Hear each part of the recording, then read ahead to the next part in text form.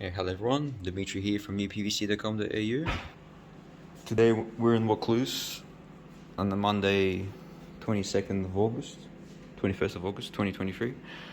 This was a uPVC Rehau Hinged Door.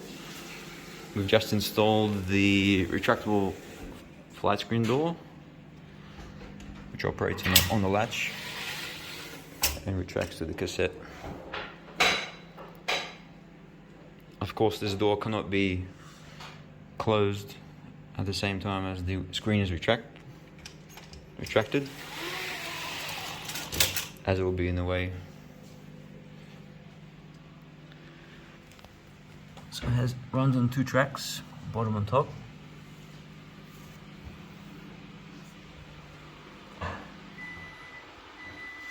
I just used double-sided glazing tape with MS polymer in between the seam.